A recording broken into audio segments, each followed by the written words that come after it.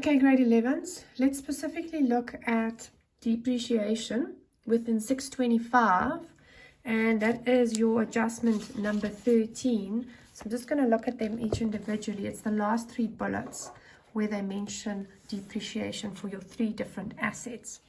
First of all, your vehicles, 20% on cost. There's an interesting note on the right hand side saying they are fully depreciated already. So we're going to take a look at that one. It's going to be much easier than it sounds. Equipment and computers are interesting. Normally these are one, and they've separated them. So they each have their own column. Equipment's for 10%, diminishing, but they mention there's a new item. So you're going to have two calculations, one for the old equipment and one for the new equipment, because it was bought in the middle of the year on the 31st of December. Computers are at 33 on cost. What makes this one hard though is if you just look at the top where you've handled the 7 computers that has disappeared. It's not that hard when it comes to depreciation because they disappeared on the last day of the year. So for depreciation, we're just going to work with 20 computers because they were with us, those 7, right up until the end. So nothing changes there.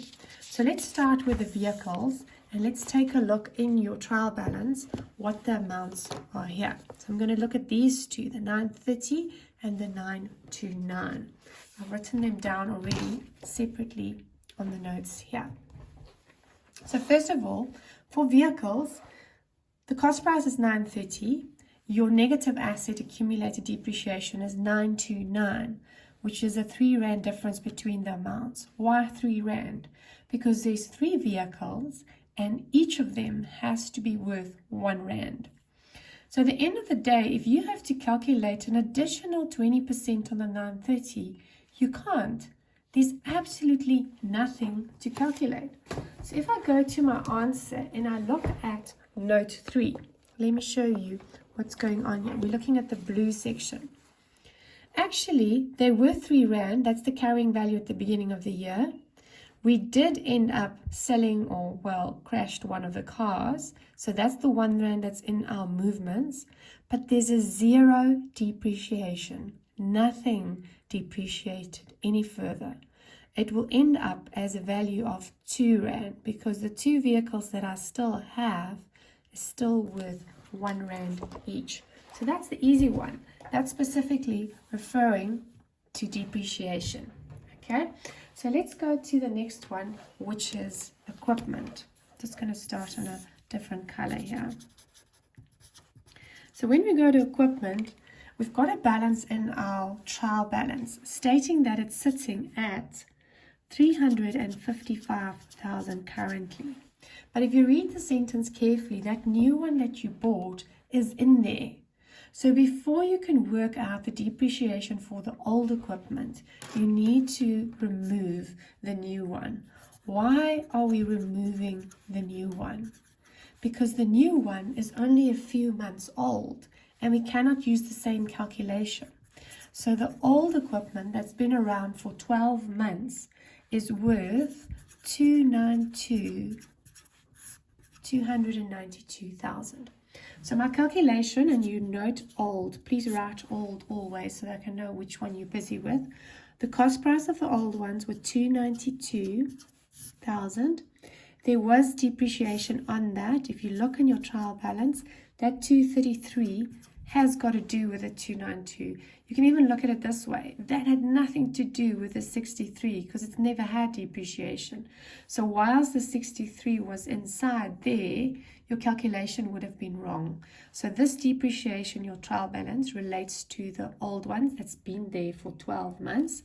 And you're going to work out your 10% and you can put 12 over 12 or you can even just leave that off.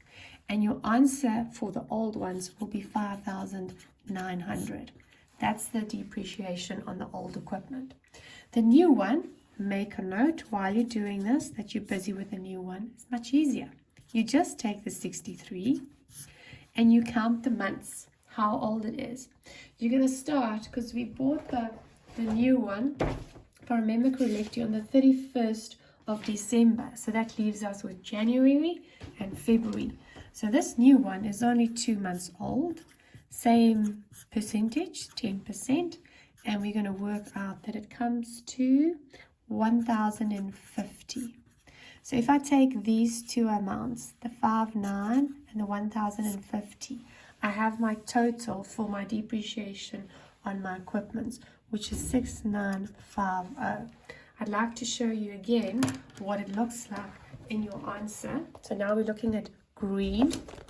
Just move this up. So for the green section, we're minusing 6,950. It's in brackets. So at the end of the day, your movements would have gone from 63, the new one, minus the depreciation, and it'll be 56,050. Okay, so that's equipment. Let's look finally at the computers. For the computers, I'm going to use the color pink. So let's go to computers. Remember what I mentioned at the beginning. The computers that went missing, the 7 of them, it all happened on the last day of the year. So that actually doesn't matter when it comes to depreciation.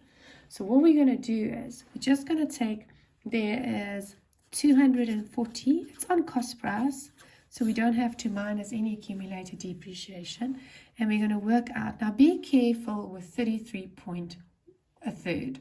When I do this on my calculator, either put 33 1/3 in if you know how to do that, or otherwise have at least 5 3s next to it, because you will see sometimes when you have to round it off, adding more 3s in makes a huge difference when you're rounding off to 2 decimals.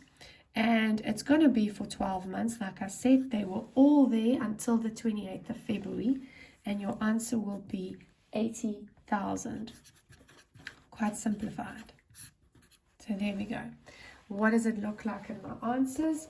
It's just going to be a bracket. It's going to be pink under computers of 80,000.